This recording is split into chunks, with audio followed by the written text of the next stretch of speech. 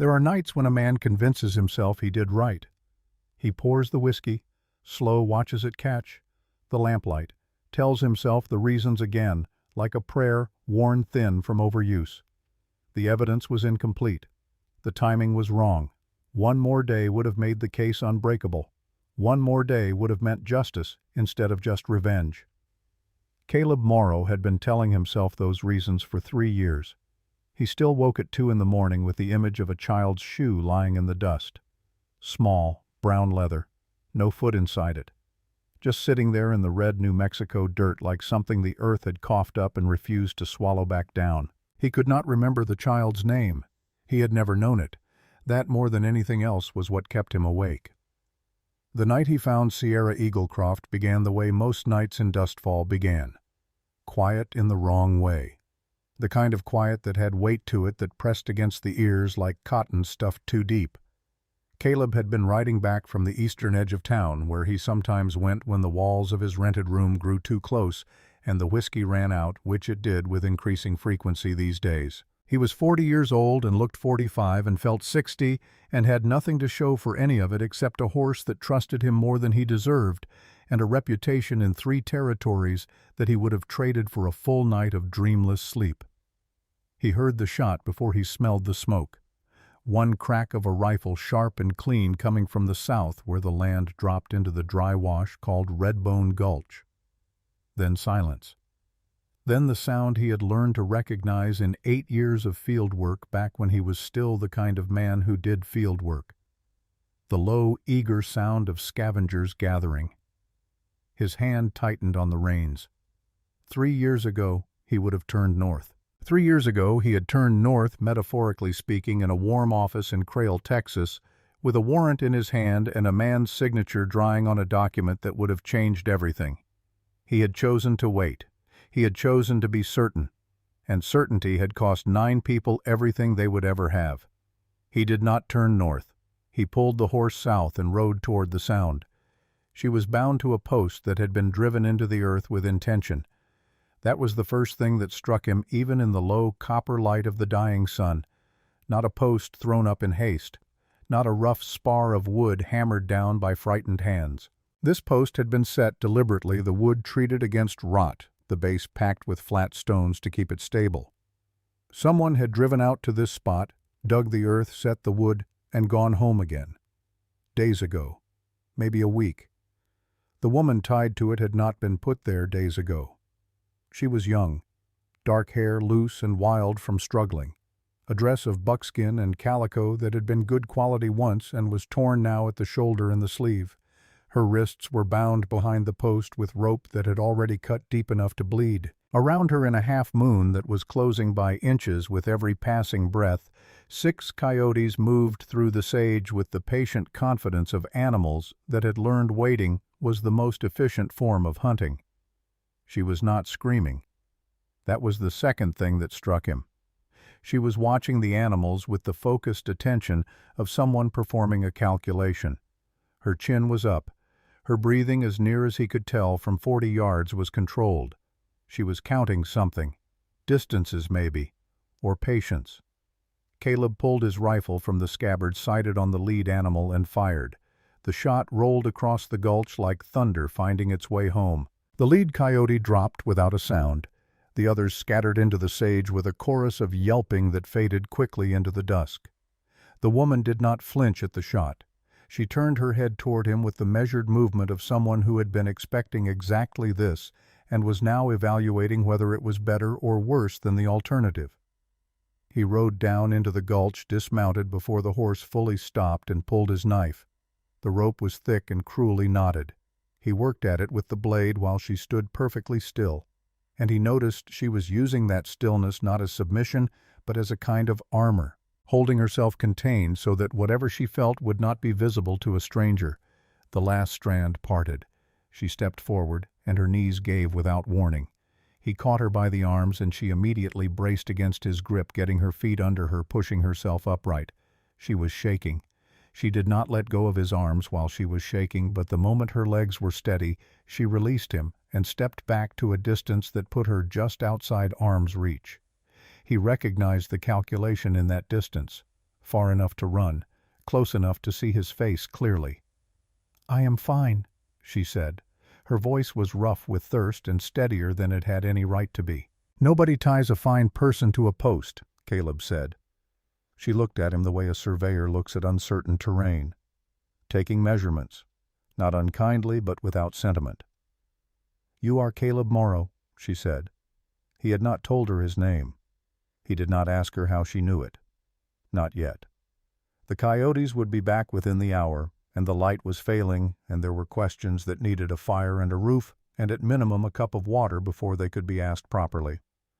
"Can you ride?" he said. "Yes." "Then we go."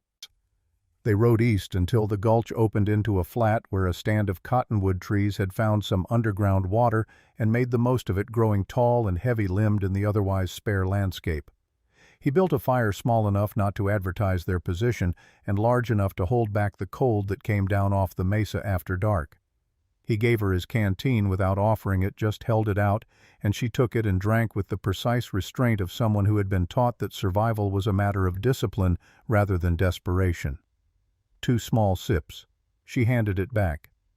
"More," he said. "I take only what I need." He studied her in the firelight. She was perhaps 24, he decided, old enough to have learned things the hard way. Her face was sunburned and streaked with dust, and there was a long, shallow cut along her left jawline that had dried to a dark line. She wore her pain the way she wore everything else as information she was choosing not to share. "What is your name?" he asked. "Sierra Eaglecroft." He waited. "My mother was Margaret Crane from Boston. My father was running elk of the Mescalero Apache." She said it with the flatness of someone who had given that explanation many times and grown tired of the specific kind of silence that always followed it. "I belong entirely to neither world. I am aware." "I was not thinking that. Most people are." He pulled a strip of cloth from his saddlebag and gestured at her wrists. She extended them without being asked twice, which told him something about how much the rope burns were hurting her beneath the controlled exterior. He cleaned them with water from the canteen and wrapped them carefully, and she watched his hands the whole time with those measuring eyes. "You said you knew my name," he said, working at the knot of the bandage. "Yes." "Before I told you?" "Yes." "How?" She was quiet for a moment. The fire spoke softly between them, the cottonwood branches overhead making small sounds against each other in the night wind. "My mother kept records," she said finally. "She was very thorough. She wrote down names, dates, what people did and what people failed to do. Your name appeared several times." Something cold moved through him that had nothing to do with the temperature. "What did she write about me?" Sierra looked at him directly. There was no cruelty in her face. There was also no softness. "Crail, Texas, November of 1884. 9 people dead. 3 years ago." She paused. "My mother wrote that you were in that office, that you saw what you saw, and that you walked away." The fire cracked. Somewhere out in the sage a night bird called once and went silent. Caleb sat with that for a long time. He had sat with it for 3 years. He had become in a way an expert at sitting with it. But there was something different about hearing it said plainly without accusation and without mercy by a woman whose people had been among the 9. He did not apologize. Apology seemed like an insult, like handing someone a penny after burning down their house. "I have thought about those people every day since," he said. "I know," Sierra said. "That is in my mother's notes, too. She was tracking you. She wanted to know if you would ever stop running." "Did she reach a conclusion?" "She died before she could." Sierra looked away into the darkness. 3 months ago, in the reservation. There was no medicine. There was money set aside for medicine by the federal government, but it was redirected elsewhere. She said the last word with a precision that made it clear she knew exactly where it had been redirected and by whom. "She spent 15 years collecting the truth about what happened to our people. She left it to me. And someone found out you have it." "Yes." "Who?" She turned back to the fire. She was not ready to answer that yet. He could see it in the slight change in her posture, the way she held the information back with the same physical discipline she used for everything else.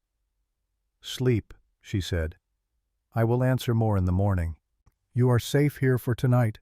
I have not been safe anywhere in 6 weeks, she said, not bitterly, just factually. But I am safer here than I was an hour ago. That is enough for tonight. She lay down near the fire with the small leather pouch she had been carrying tucked against her body beneath her arm, and she closed her eyes, and within minutes her breathing had steadied into something that might have been sleep or might have been the disciplined imitation of sleep. Either way, she was done talking. Caleb sat watch. He sat with his rifle across his knees, and the fire dying slowly to coals, and the desert spreading out around them in every direction, enormous and indifferent. And he thought about a child's shoe in red dust, and a woman in Boston who had spent 15 years writing down names, and a man in an office in Crail who had looked at a signature on a document and chosen to wait one more day. He thought about all the days after that one. He was still thinking about them when the first gray light began to separate the sky from the mesa to the east, and that was when he found the thing that changed everything he thought he understood about the night before. He had walked the perimeter of the camp in the pre-dawn quiet, a habit from his years in the field that he had never been able to shake. He moved in a wide circle around the cottonwoods, reading the ground, the way men who spent enough time in the desert learned to read it, the way the sand recorded everything that passed across it with the impartiality of a court reporter.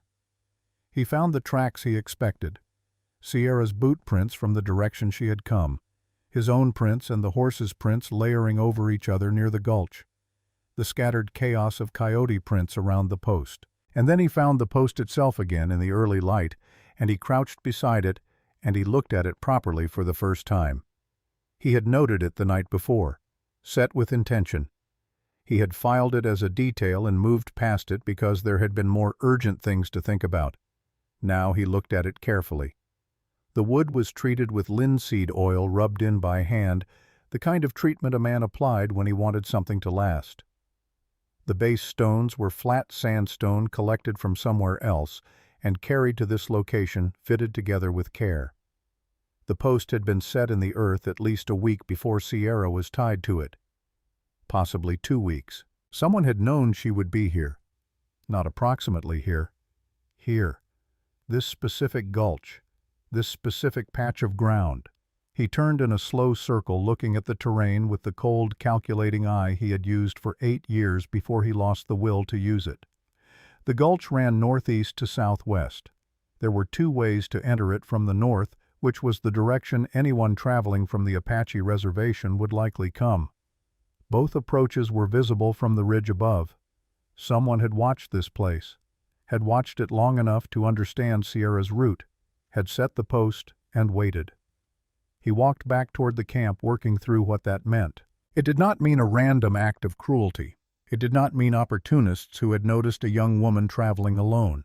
This had been planned with operational precision, and operational precision required information, and information required proximity. Someone close to Sierra had told them where she would be, or someone close to her had been watching her long enough to know. He reached the camp and found her already awake, sitting cross-legged near the dead fire with the leather pouch open in her lap. She was reading something from it with the careful attention of someone who had read it many times before. She looked up when he approached. He told her what he had found. He described the post, the treated wood, the fitted stones. He described what it meant. She listened without interrupting. When he finished, she closed the pouch and held it against her chest with both hands and looked at the cold ashes of the fire. "I know," she said. "You already knew." "I suspected. Now I know." "Then you know that whoever set that post also knew your route, knew the timing." "Yes." "Which means someone has been watching you for a long time, or someone told them." She was quiet for a moment that felt longer than it was. "My mother trusted a man," she said. "She trusted him enough to share things she should not have shared. I do not know if that trust was earned or purchased. That is one of the things I need to find out." "What man?" She shook her head, not refusing, not ready. "There is someone I need to speak to in Dustfall first," she said. "Then I will tell you everything." She stood tucking the pouch back against her body, and looked at him with those measuring eyes in the early morning light. "You did not have to come back to the gulch last night," she said. "You could have kept riding." "I have kept riding before. I know that too." He said nothing. "I am glad you came back," she said. Not warmly, not softly, just honestly as a fact that deserved to be stated. She went to the horse and waited for him to follow, and after a moment he did. Dustfall was not the kind of town that appeared on territorial maps.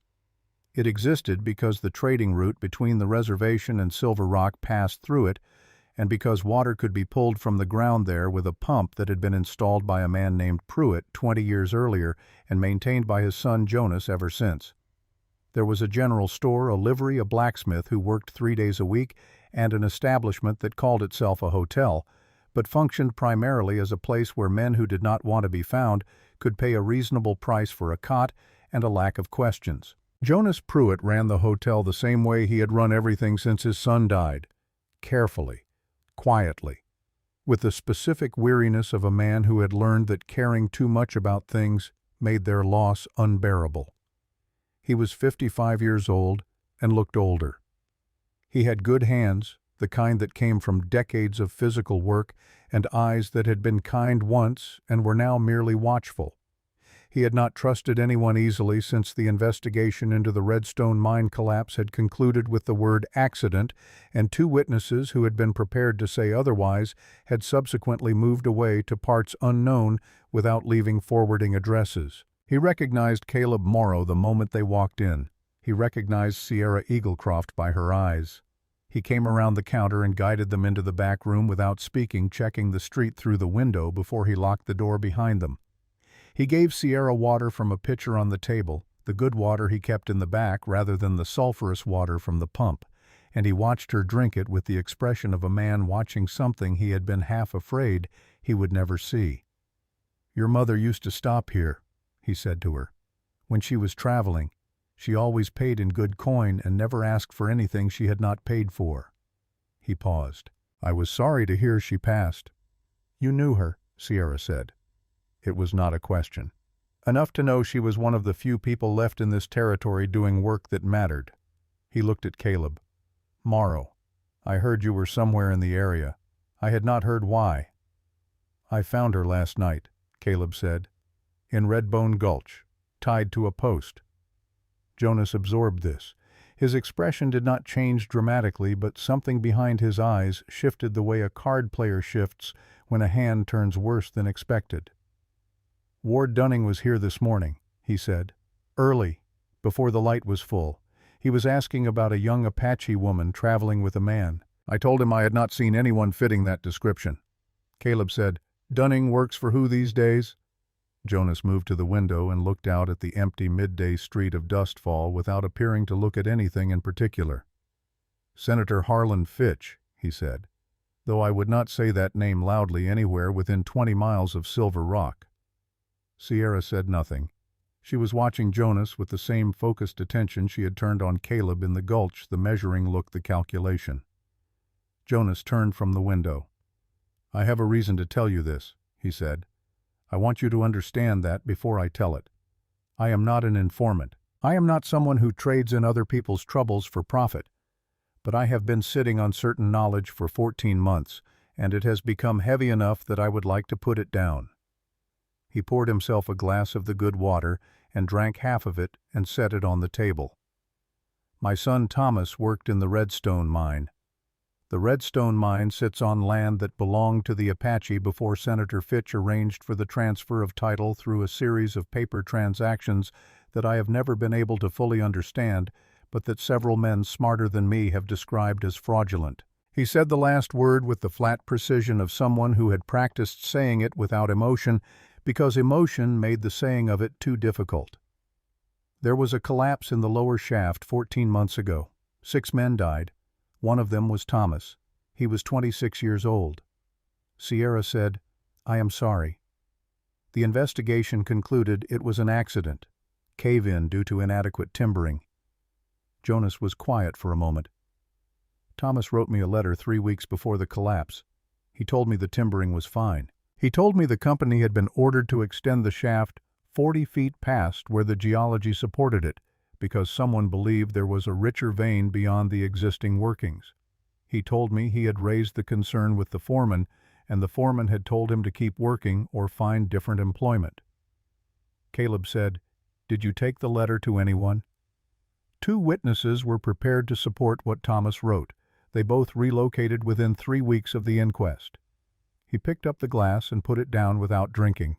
"So no, I did not take the letter to anyone. I put it in a box under my floorboards, and I got up every morning and I ran this hotel, and I waited for some reason to believe it would matter if I did anything with it."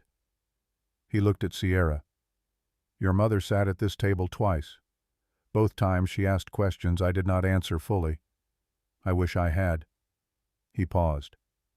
"Now there is a man named Ward Dunning asking after you in my town, which tells me things are coming to some kind of head whether I participate or not, and I have decided I would rather be part of the reckoning than watch it from behind a curtain." Sierra looked at him for a long moment. Then she reached into her shirt and withdrew the leather pouch and set it on the table between them. "My mother spent 15 years collecting what is in here," she said. "Land transfer documents, payment records, letters between Fitch and various officials, signed orders." She did not open it yet. "There is enough in this pouch to end Senator Fitch's career and likely his freedom. But I have not been able to reach the right people in Silver Rock because someone has been staying ahead of me." She looked at Caleb. "That is what the post in the gulch means. Someone has been tracking my movements closely enough to set a trap, which means I cannot move toward Silver Rock without knowing who is working against me from the inside." Jonas said, "Vance." The word landed in the room like a stone dropped in still water. Sierra went very still. "Marshal Vance of Silver Rock," Jonas said. "He has been Fitch's instrument in this territory for longer than most people know. Any legal action that required official weight, Vance provided it. Any warrant that needed to disappear, Vance made it disappear. If someone has been tracking your movements with the kind of precision you are describing, Vance has the network to do it." Sierra looked at the pouch on the table. Something moved across her face that Caleb could not fully read, a complexity of expression that seemed to involve more layers than a simple reaction to new information. She knew something about Vance that she was not saying. He filed that away. The sound of boots on the wooden planking outside made all 3 of them go quiet. The boots stopped outside the locked door. A knock came, not urgent, patient. Jonas looked through the curtain at the street-side window. He turned back with an expression that combined relief and wariness in roughly equal parts. "It is Calloway," he said. "Deputy Rex Calloway from Silver Rock. He came alone." Caleb had his hand on his gun. "How long has he worked for Vance?" he said. 10 years, Jonas said, "but he came alone, and he is not in uniform." The knock came again, still patient. Caleb looked at Sierra. She gave the smallest possible nod, the kind of movement that said, not trust, but proceed. Jonas unlocked the door. Rex Calloway was a broad man of 45 with a face that had been weathered by years of desert sun into something resembling old leather. He was wearing work clothes and a hat pulled low, and he had his hands visible at his sides as he stepped in a deliberate gesture that a man with 10 years of law experience would know to make when entering a room that might contain a drawn weapon. He looked at Sierra first, then at Caleb. Then he closed the door behind him and leaned against it and let out a breath that sounded like it had been held for a considerable distance. "I have been riding since before dawn," he said. "I need you to let me say what I came to say before you decide what to do with me." Caleb said, "Talk." Calloway looked at his own hands for a moment, then at Sierra. "I know who you are. I know what you carry. I have known about the pouch for 3 months since Vance started asking questions about your mother's effects after she died." He paused. 2 nights ago, Vance gave me an order regarding you. Not an arrest order. The language he used was terminate the problem. He let that sit for a moment. "I have followed orders I am not proud of for 10 years. I followed them because Fitch and Vance have had eyes on my wife and daughter since the day I took the job. That is not an excuse. It is a reason, and there is a difference, though some days it is difficult to feel the difference. He looked at Sierra with an expression that was not apologetic but was honest. I have a daughter who is 18 years old. Last month she told me she was proud of me. He stopped. I could not look at her when she said it. The room was quiet. Vance is in Silver Rock waiting for word that you have been stopped, he said. What you do not know, what even the pouch your mother assembled may not fully capture, is that Vance is not merely an instrument. He is a co-architect. The order that led to Crail was Vance's design. Fitch signed it. Vance built it. Sierra's eyes did not change. But something in her posture shifted almost imperceptibly. A fractional closing like a door moved an inch by a wind too small to feel. She knew this, or some part of it. She had known and had not said. Caleb watched her face carefully and said nothing. There is something else, Calloway said. Something that makes the situation in Silver Rock more complicated than you may have accounted for. He reached into his coat and laid a folded piece of paper on the table beside the leather pouch. That is a list of federal judges currently operating in this territory. Vance has a relationship with all but one of them. The one he does not have a relationship with is Judge Arthur Hargrove, who has been in Silver Rock for the past 3 weeks on circuit. He looked at Sierra. Hargrove leaves in 4 days. He is the only pathway to a fair proceeding. After he leaves, there may not be another one for months, and Senator Fitch is departing for Washington in the same window. Sierra looked at the paper and then at Calloway. Why are you telling me this? He was quiet for a moment. Because my daughter looks at me like I am something worth being, he said, and I would like before I die to actually be it. Outside somewhere on the main street of Dustfall, a horse moved past at a walk. The sound faded.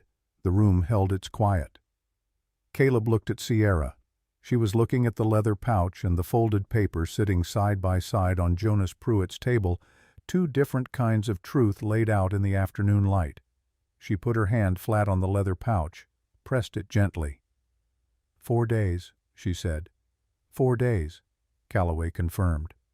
She looked up at Caleb with those measuring eyes, and this time what he saw in them was not just calculation. It was the specific kind of courage that does not come from the absence of fear, but from having decided clearly and without self-deception that fear is insufficient reason to stop. Then we do not have time to be careful, she said. Caleb thought about a child's shoe in red dust. He thought about 3 years of keeping himself small and quiet and still enough that the weight of what he had not done might eventually crush him without disturbing anyone else. He thought about the post set 2 weeks in advance in the dirt of Redbone Gulch by someone who believed that what Sierra was carrying could be stopped by stopping her. No, he said, we do not. Outside, the desert afternoon stretched away in every direction, enormous and patient, holding its heat against the earth, the way the earth holds everything given to it, the good and the terrible alike, with perfect, indiscriminate stillness. Somewhere to the northwest, Silver Rock waited. And in Silver Rock, a man named Vance was waiting too, listening for news that had not come yet in an office full of the accumulated weight of 10 years of choices made in the wrong direction. The afternoon light moved across the floor of Jonas Pruitt's back room. None of them spoke for a moment. Then Caleb pulled his chair closer to the table and Sierra opened the leather pouch and the work of reckoning began.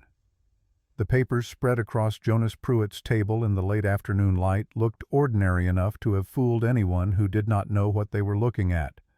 Land transfer documents with official territorial seals, ledger pages recorded in a careful feminine hand, letters on government stationery, some with the corners worn soft from years of handling, payment records with names and dates and figures that individually meant little and together meant everything. Correspondence between men who believed their words were private, written with the specific carelessness of people who cannot imagine being held accountable.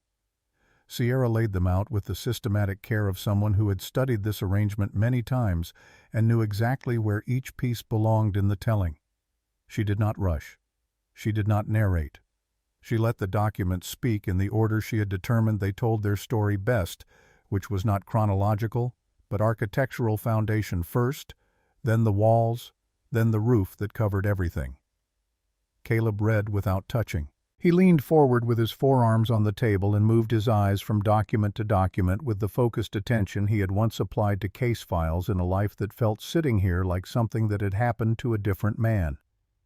Calloway stood back from the table with his arms loose at his sides, looking at documents he recognized in the way a man recognizes the evidence of his own compromised years, with the expression of someone watching a wound being cleaned.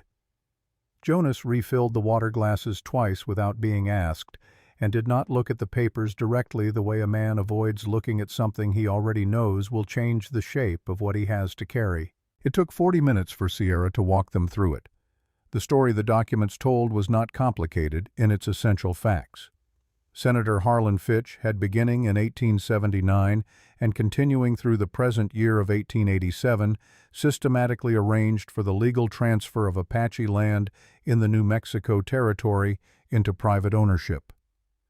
The mechanisms were varied and layered: fraudulent survey records that misrepresented boundary lines, transfer documents signed by tribal representatives who could later be shown to have had no authority to sign them, federal appropriations for reservation infrastructure that had been redirected in whole or in part through a series of intermediary accounts into private hands, military orders that had moved people off land under the pretense of security operations, clearing the territory for subsequent legal claims. The documents showed the money. They showed the signatures. They showed in several cases the specific correspondence between Fitch and the men who executed his instructions, correspondence in which the language was sometimes bureaucratic and sometimes frank, to the point of astonishment, men writing to each other about the taking of land and the management of human beings, with the casual confidence of people who had decided their own judgment superseded any other consideration. And at the end of it, in a section Sierra presented last, there was the Crail documentation. Orders issued through official military channels for a patrol to intercept, and in the language of the document, neutralize a known hostile encampment at a location in Crail County, Texas, in November of 1884. The encampment in question had been 9 people traveling under a permit of safe passage issued by the Bureau of Indian Affairs. 3 men, 4 women, 2 children, moving from one reservation to another along a route that had been approved at the federal level. The word hostile had been added to the description after the fact. Sierra's mother had obtained a copy of the original patrol order before the modification through means that the notes did not fully explain, but that implied access to someone with deep knowledge of how the filing system in the Territorial Marshal's office worked. The original order did not use the word hostile. It used coordinates and a time window and the name of the man who had issued it, and that name was Fitch. When Sierra finished, she gathered the papers back into the pouch with the same careful system she had used to lay them out, and she pulled the drawstring and held the pouch in her lap with both hands flat against the leather, and she waited. The room was quiet for a while. Caleb said, "The Crail order. You have Fitch's signature on the original." "Yes." "But not the counter-signature." A pause of perhaps 3 seconds, which in a conversation of this weight was a long time. "No," she said. Calloway moved from where he had been standing and came to the table and rested his hands on the back of a chair without pulling it out. His face had the quality of a man who is about to say something he has been rehearsing without knowing he was rehearsing it. "The countersignature is what transforms a written order into an executable command," he said. "Without it, Fitch's lawyers argue the order was a draft, a proposal, something that was never formally activated through proper channels." He looked at the table. "The countersignature on the Crail order belongs to the man who served as Territorial Marshal at the time of its execution. The man who held that office in 1884 and who holds it still is Marshal Edmund Vance of Silver Rock." "And Vance still holds the countersigned copy," Caleb said. "Vance has held it for 3 years as his personal guarantee of mutual destruction," Calloway said. "As long as he holds the countersigned copy, he and Fitch are bound together by it. Neither can move against the other without the document destroying both. It is the reason Fitch has never tried to remove Vance, despite the fact that Vance has in recent years become a man of deteriorating reliability." He paused. "But if someone else were to obtain that document, the entire balance between them changes. Sierra said, "My mother knew about the counter-signature." Caleb looked at her. "She knew it existed," Sierra said. "She wrote about it in her notes. She believed it was kept somewhere in Vance's personal office in Silver Rock, but she was never able to confirm the exact location or access." She looked down at the pouch. She wrote that the man she trusted had told her about it. The room held the implication of that sentence for a moment. Jonas set down the water pitcher he had been holding without pouring from it. Caleb watched Sierra's face. There was something she was carrying beyond the contents of the leather pouch, beyond the practical stakes of what they were attempting. He had been aware of it since the gulch, a layer beneath the tactical and the purposeful that she had not yet allowed to surface. It had weight and it had history, and it was connected to a name that had now been said in this room twice, and she was not ready to give it to them yet. He did not push. Outside, the afternoon was moving toward evening. The light through the back room's single small window had shifted from yellow to amber, and the shadows in the corners of the room had grown dense and specific. Somewhere on the main street of Dustfall, a horse was being shod, the rhythmic ring of the blacksmith's hammer coming in at intervals like a slow clock. Calloway said, "I need to return to Silver Rock before I am missed. Vance expects a report by morning on the status of my search east of the reservation line." He looked at Sierra with the expression of a man who has made a decision he is not entirely certain of, but is committed to regardless. "I will tell him, I found no trace of you east of the line. That will buy a day. Possibly 2 if he believes me." "And after 2 days," Caleb said, "he will send Ward Dunning with a larger group and a specific directive." Calloway picked up his hat from the chair where he had rested it. "I want to say one thing about Dunning before I leave. He is not a man of cruelty in the obvious sense. He does not enjoy the work in any way that would make him easy to predict or easy to stop. He executes what he is paid to execute, and he does it without the kind of personal investment that makes men sloppy. Do not underestimate him, because he seems reasonable." He moved toward the door and stopped with his hand on the frame and turned back one more time. "There is a circuit judge by the name of Arthur Hargrove currently staying at the Territorial Hotel in Silver Rock, 3rd floor. He takes his breakfast alone at 7 in the morning in the hotel dining room, which is a public space with too many of Vance's eyes in it for a safe approach. But he walks to the courthouse every morning at 8:15 by way of the alley that runs behind the saddlery on Merchant Street. He makes that walk alone. He has made it every morning for the 3 weeks he has been in Silver Rock, and I have no reason to believe tomorrow will be different." He paused. "Hargrove leaves in 4 days. Fitch departs for Washington in the same window. After both of them are gone, this territory will be sealed tighter than a coffin for the better part of a year." He put on his hat and left. Jonas locked the door. The 3 people remaining in the room listened to Calloway's horse move away from the front of the hotel, the hoofbeats fading north toward Silver Rock, until the blacksmith's hammer was the only sound left. "Do you trust him?" Jonas said. "I believe him," Caleb said. "Trust is something else."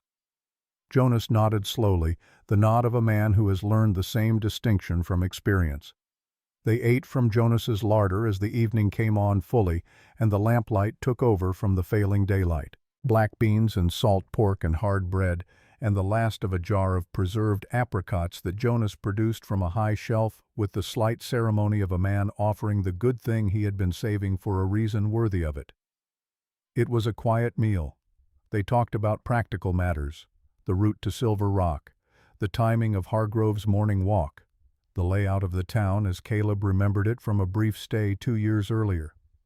Jonas contributed details about the Territorial Hotel where he had occasionally delivered goods to guests, and about the Saddlery Alley, which he described as narrow and poorly lit even at midday because of the way the buildings on either side pressed together. Jonas went to bed at 9, which was when he always went to bed because his habits were the structure that held his days together, and he was not willing to abandon them even in circumstances that might have justified it. Caleb went out to check the horses in the small stable behind the hotel. He was working at a loose buckle on his saddle's cinch strap when he heard her step behind him.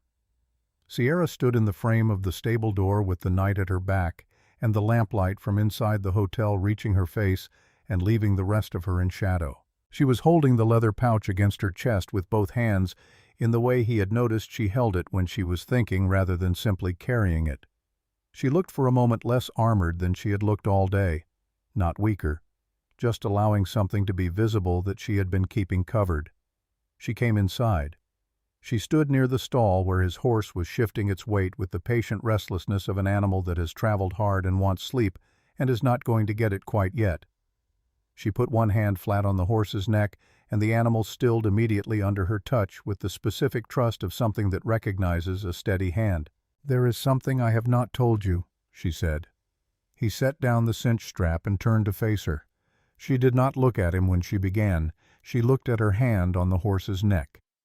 "Vance did not merely tell my mother about the counter-signature," she said. "He was her source, her primary source. For 12 years he helped her build what is in this pouch. Documents she could not have obtained on her own. Records from official channels that required access she did not have. Correspondence that would have been sealed to anyone outside the system." She stroked the horse's neck in a slow motion that seemed less for the animal's benefit than for her own. He pointed her toward things she would never have thought to look for. He confirmed names when she was uncertain. He provided on at least 4 occasions original documents that he had taken from official files and copied by hand and given to her at personal risk. Caleb was quiet. "My mother trusted him the way you trust someone who has stood beside you in work that matters for a very long time," Sierra said. She wrote about him in her notes with genuine affection, not as an asset, as a person she respected, as someone who had chosen at some point to try to do the right thing from inside a structure that made the right thing very difficult. And then she found out about the counter-signature. I do not know exactly when she found out or how. Her notes from the last 2 years before she died are more guarded than the earlier ones, more careful about what they say directly and what they leave in the spaces between sentences. Sierra finally looked at him. "I believe she found out or understood, and I believe she made a decision that the work was more important than what the work's cost meant about the man who had helped her do it. And I believe she continued because she did not know how to stop."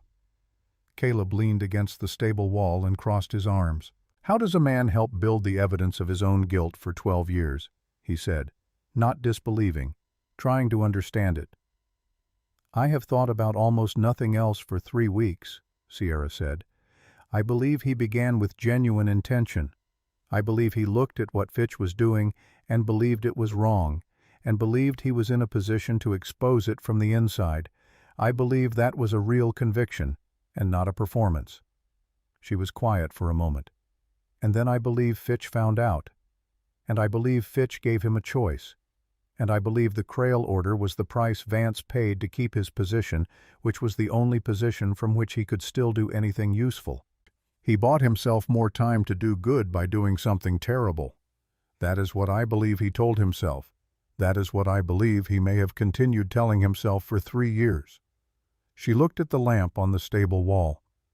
"Men find ways to believe that the evil they do is the last available form of a good they are still trying to preserve. I have watched enough men in enough difficult circumstances to know that story is one they tell themselves very convincingly and sometimes for very long periods of time." "Do you believe he still tells himself that story?" She was quiet for several seconds. "I believe the story has become harder for him to tell," she said. "I believe Calloway's appearance tonight uninvited and alone is at least partly a consequence of Vance having become unreliable in ways that suggest the story is fraying at the edges." She looked at Caleb directly. "And I need to know whether what is left of him after 3 years of living inside that story is still capable of choosing differently." "You want to speak to him?" "I need to speak to him. Tonight before we go to Hargrove tomorrow. Because if Vance will give us the countersigned copy and stand as a witness to what it means, what is in this pouch becomes something that no lawyer in the territory can argue around. Without it, Fitch walks out of any proceeding on a technicality about the completeness of the record." She held his gaze. "And with it, 9 people get the accounting they were owed 3 years ago." The lamp flame moved in a draft from somewhere, elongating and contracting. Caleb said, "There is something I need to tell you first." She waited. "I was in that office in Crail," he said. "I have told myself for 3 years that I could not be entirely certain what I saw. That is not the full truth." He looked at the lamp rather than at her.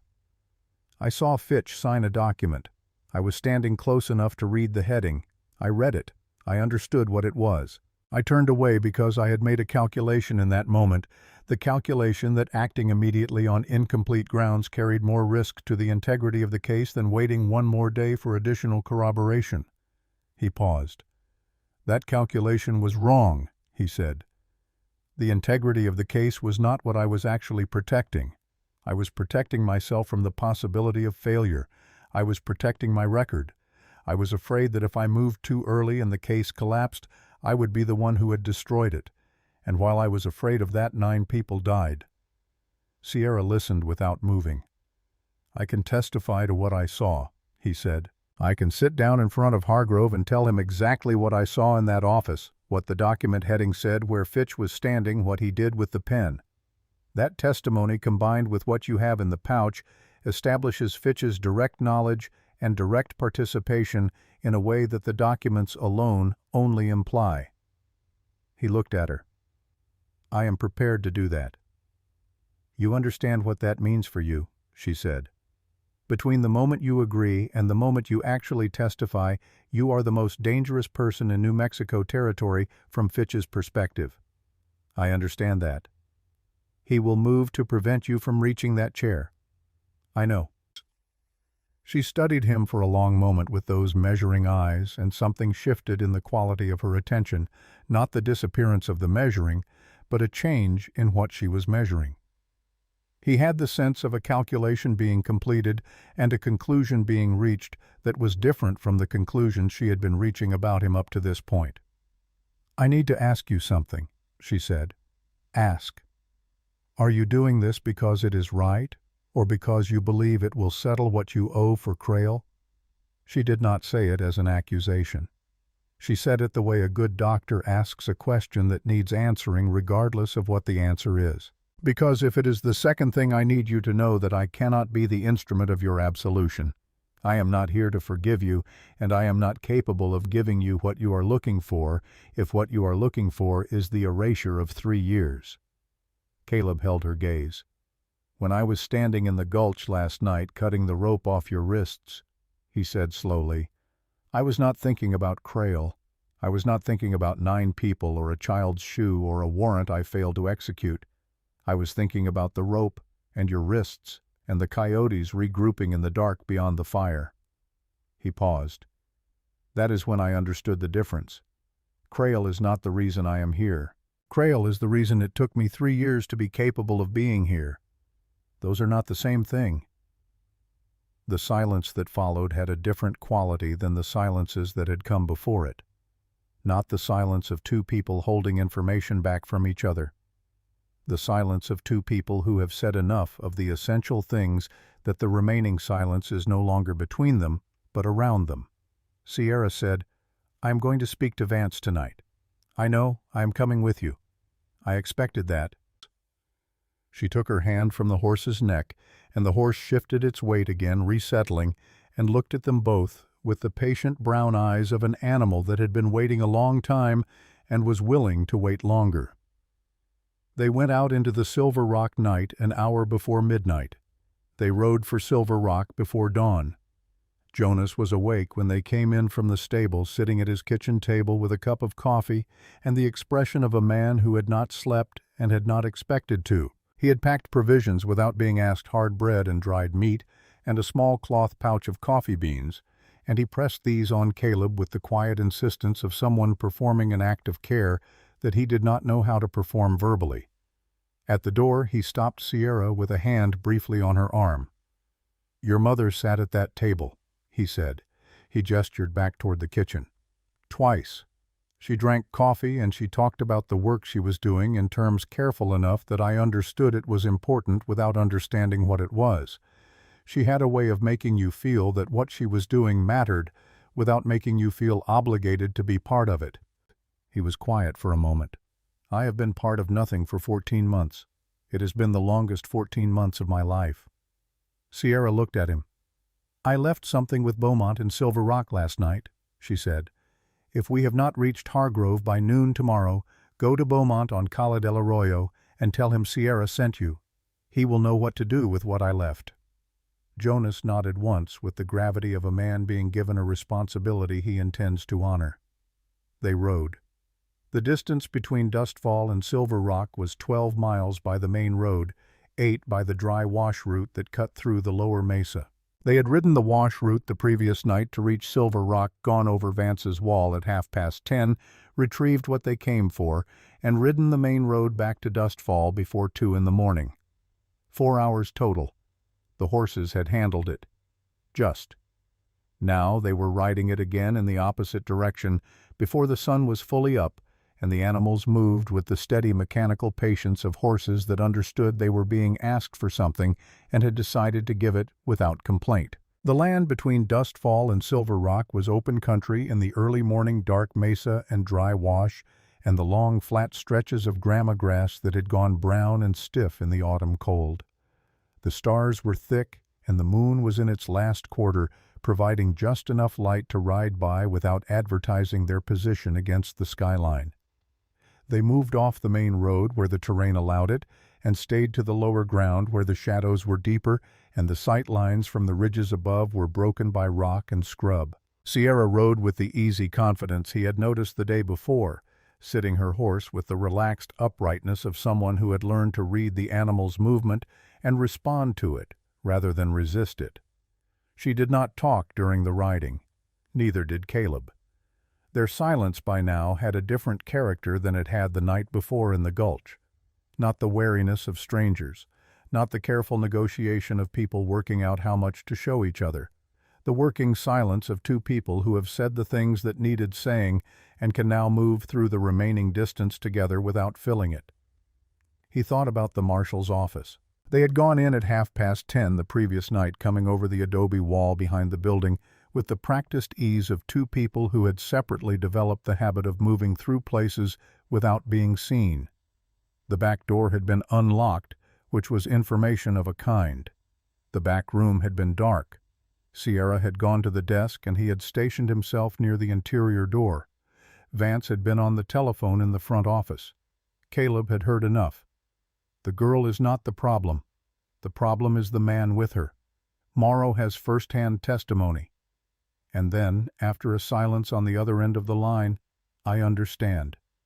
Before morning, he had looked at Sierra across the dark room, and she had looked back at him with the paper in her hand, and they had both understood, without saying it, that the plan had changed.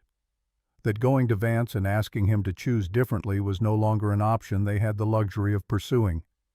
That the countersigned order was in Sierra's shirt, and they needed to be away from that building immediately, and they needed to move the timeline forward by several hours.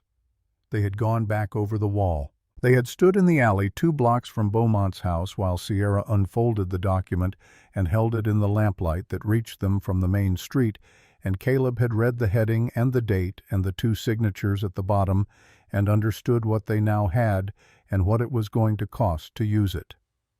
He thought about all of that as they rode north in the pre-dawn dark toward Silver Rock and whatever the morning was going to bring. They came into the outskirts of Silver Rock from the southwest at first light, moving through the Mexican Quarter where the streets were narrow and the adobes were close together, and the smoke from breakfast fires was already beginning to curl up from the chimneys into the cold morning air. Beaumont had given them a key to his stable before they left the previous night, and they put the horses there and covered them with blankets and gave them water and grain and went into the house through the back. Beaumont was awake. He was a man of 70 who had spent 40 of those years in the desert and had the quality of someone who had decided long ago to take each day as it came without excessive investment in what it might mean. He had coffee on the stove and he poured 2 cups and set them on the table and said nothing and did not appear to require anything to be said to him. They drank the coffee in the kitchen while the light outside went from gray to pale gold. At 6:45, Caleb walked to the Territorial Hotel by way of the side streets, moving at the pace of a man going about ordinary morning business, and positioned himself where he could see the front entrance. At 7, he watched Judge Arthur Hargrove come down to breakfast alone, as Calloway had described a compact man of 65, with the squared shoulders of someone who had spent decades refusing to let the weight of difficult decisions show in his posture. He carried a leather folio under his arm, and he took a table by the window and ate without company, and read from the folio as he ate. Caleb watched the dining room through the hotel window from across the street for 20 minutes. He counted 3 men he did not recognize who were paying more attention to Hargrove's table than to their own breakfasts. Vance's eyes, as Calloway had warned, too many of them in a public space for a safe approach. He went back to Beaumont's house. Sierra was standing at the kitchen table with the leather pouch open in front of her and the documents spread out in their careful order. She had added the Crail order to the arrangement the countersigned original placed at the end of the sequence where it belonged, architecturally, the roof of the structure her mother had spent 15 years building. She looked up when he came in. 3 watchers in the dining room, he said. The alley is the only option. 8:15, she said. 55 minutes. They used the time to go over the documents one more time, not because either of them needed to review the content, but because the activity of organizing the sequence and confirming the logic of the presentation was a way of doing something useful with the minutes that remained. Caleb identified the 5 documents that most directly established Fitch's personal involvement and set them in an order that built from the circumstantial to the direct. Sierra confirmed the sequence with small adjustments based on her deeper knowledge of the material. At 8, they left Beaumont's house and moved toward Merchant Street. The alley behind the saddlery was exactly as Jonas had described it, narrow. The buildings on either side were 2-story structures that blocked the morning light and kept the alley in a deep shadow even as the sun climbed. The ground was packed earth with a strip of worn stone down the center where foot traffic had compressed it over years. There was a smell of leather and horses, and the particular dry, dusty smell of buildings that held heat in summer and cold in winter without any special accommodation. They positioned themselves against the wall of the saddlery building in the deepest part of the shadow and waited. The sound of the town went on around them, boots on wooden boardwalks, a wagon on the main street to the west. Somewhere nearby, a door opened and closed as someone moved merchandise in from a delivery. The ordinary sounds of a place going about its ordinary morning. At 8:12, footsteps entered the alley from the south end. Caleb put his hand on Sierra's arm. She was already still. The footsteps were measured and unhurried. The footsteps of a man with a routine he trusted. When Hargrove came into view, he was looking at the folio he was carrying, reading something with his head slightly down, his pace automatic from repetition. Caleb stepped out of the shadow. He did it with his hands visible and his movements slow and deliberate, the way a man steps out in front of someone he does not want to startle. Hargrove stopped. His head came up. His eyes assessed Caleb with the quick professional intelligence of someone who had spent decades evaluating people in rooms where evaluation was necessary. "Judge Hargrove," Caleb said. Quiet. Level. "My name is Caleb Morrow. I was a federal investigator for 8 years. I have testimony regarding Senator Harlan Fitch and events in Crail County, Texas in 1884 that I believe warrant your attention. I have documentation supporting that testimony. I am asking for 15 minutes of your time." Hargrove looked at him without speaking for a moment. Then he looked at Sierra, who had come out of the shadow and was standing slightly behind Caleb's left shoulder with the leather pouch held in both hands, not protectively, but presentationally, the way you hold something you intend to put on a table. "The documentation," Hargrove said. "You have it with you?" "Yes, sir." Another pause. "There are people in this town who would prefer you not speak to me," Hargrove said. It was not a question. "There are," Caleb said. "We have been aware of that since last night." Hargrove looked at him with the specific expression of a man who has been approached in alleys before and has developed an accurate sense of which approaches represent genuine emergencies and which represent the other kind. "My clerk arrives at the courthouse at 8:30, he said. "There is a side entrance on the Calle del Norte side. The door will be unlocked from 8:20 onward." He closed the folio under his arm. "You did not see me in this alley. You will be waiting at that side entrance when I arrive." He walked past them and continued north out of the alley at the same unhurried pace as though the conversation had not occurred. Caleb and Sierra stood in the saddlery alley for a moment after he had gone. Sierra looked at Caleb. He looked at her. Neither of them said anything. But something passed between them in the silence of the alley and the particular quality of the light that was beginning to reach them now as the morning advanced and the shadow of the buildings pulled back, something that had to do with what had been done and what was still to be done, and the narrow distance between those two things. They moved. They came to the side entrance of the courthouse from the Calle del Norte and waited in the thin morning sunshine with their backs to the wall, and the town moved around them in its ordinary rhythms. And at 8:19 the door opened from the inside, and a young man who was presumably the clerk looked at them with professional neutrality and held the door without speaking. They went in. The side corridor of the courthouse smelled of wood polish and old paper, and the particular institutional smell of a building that had been the site of many decisions, good and bad, and had absorbed the residue of all of them into its walls over the years. The clerk led them to a small conference room at the back of the building, a room with a table and 4 chairs and a single window that looked out on the courtyard behind the building, and he left them there and closed the door. They sat. They put the documents on the table in their careful sequence. The Crail order went at the end where it belonged, the countersigned original, both signatures legible and clear, the document that made everything else irrefutable. They waited in the quiet of the conference room with the morning light coming through the courtyard window, and the sound of the town outside continued, and in 14 minutes the door opened and Judge Arthur Hargrove came in and sat down across the table from them and opened his folio and took out a pen. He looked at the documents spread before him with the eyes of a man who had spent 30 years knowing what he was looking at. He did not look at them briefly or scan them with the impatience of a man confirming what he expects to find. He read them, every line, every date, every name. He turned each page at the deliberate pace of someone who understood that the ground he was covering deserved to be covered carefully, and that the speed of his reading was itself a form of respect for what had gone into obtaining what he was reading. It took 20 minutes. When he finished with the last document, the countersigned Crail order, he set it down on the stack with the same measured movement he had used for every other page, and folded his hands on the table and looked at Sierra. "This countersigned document," he said. "How did you obtain it?" "From Marshal Vance's private office," Sierra said. "Last night." Hargrove absorbed this. "Did Vance give it to you voluntarily?" "No." "Was he present when you took it?" "He was in the front office. He did not know we were in the back." Hargrove was quiet for a moment, looking at his folded hands. "The question of how evidence is obtained matters to a proceeding," he said. "You understand that?"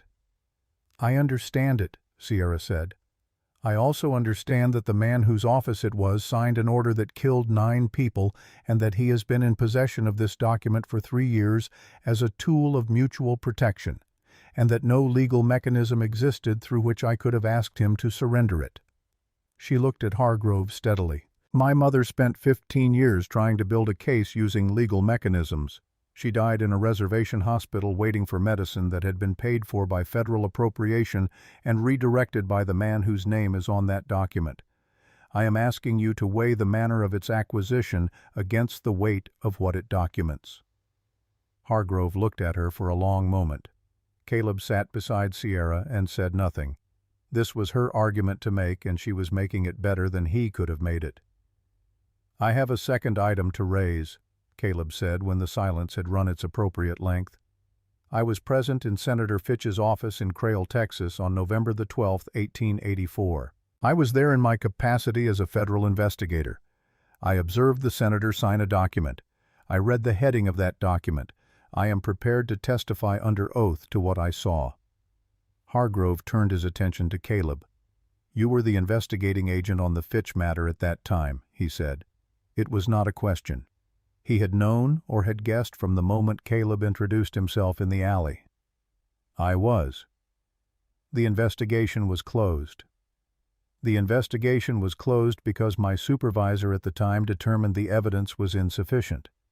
I believed then, and I believe now, that determination was incorrect. I also believe and am prepared to testify that my supervisor's determination was influenced by relationships with people who had an interest in the investigation not proceeding.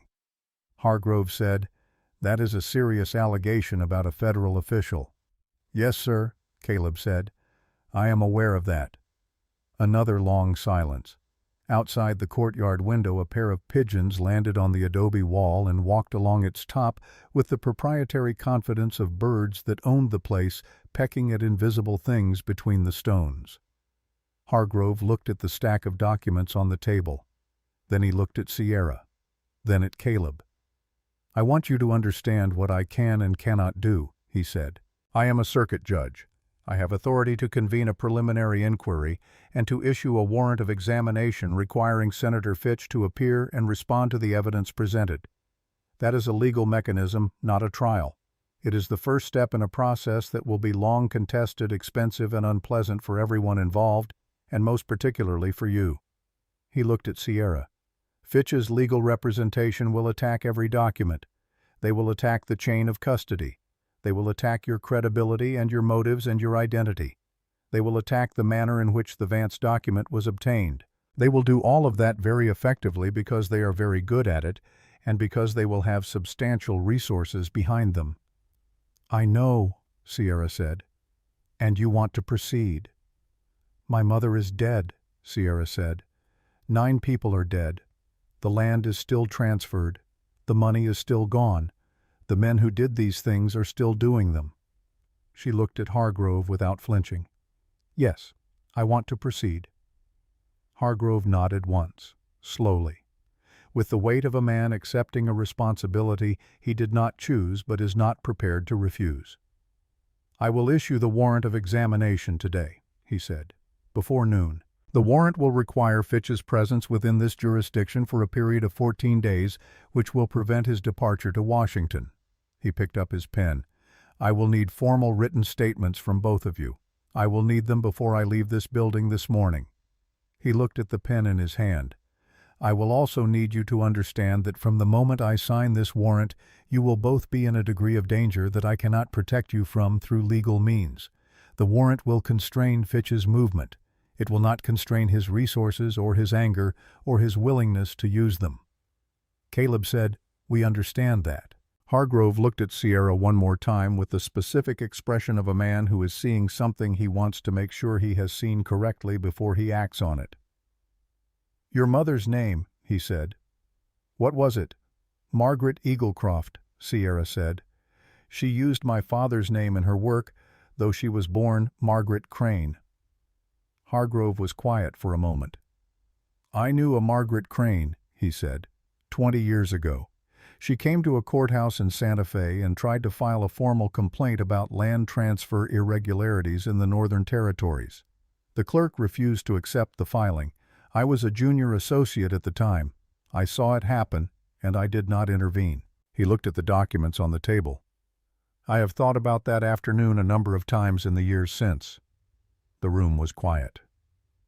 "Margaret Crane was my mother," Sierra said. Hargrove set his pen down and picked it up again. "Then let us begin," he said.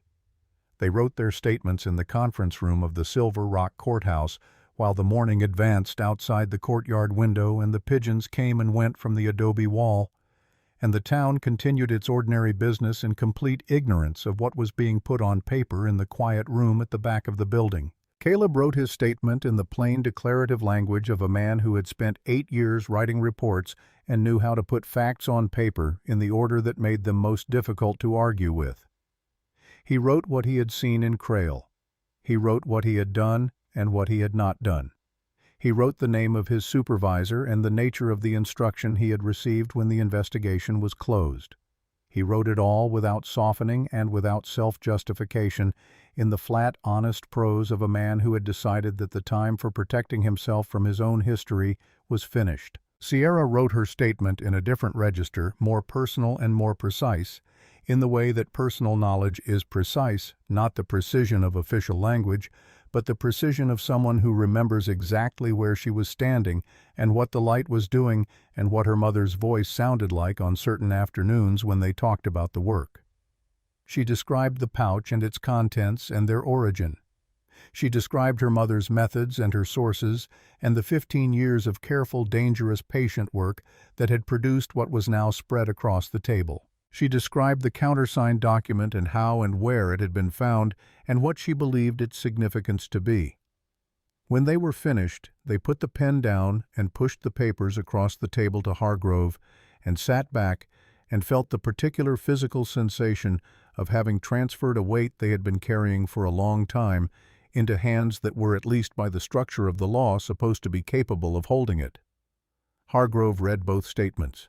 He signed his name to the warrant of examination. He called his clerk and gave him instructions in a low voice, and the clerk left with a sealed envelope that contained, among other things, the formal notification that would be delivered to Senator Harlan Fitch's lodgings in Silver Rock before noon. Then Hargrove looked at Caleb and Sierra across the table. "Go somewhere that is not obvious," he said. "Stay there until you hear from me or from someone I send. Do not go back to wherever you slept last night." "Understood," Caleb said. "One more thing."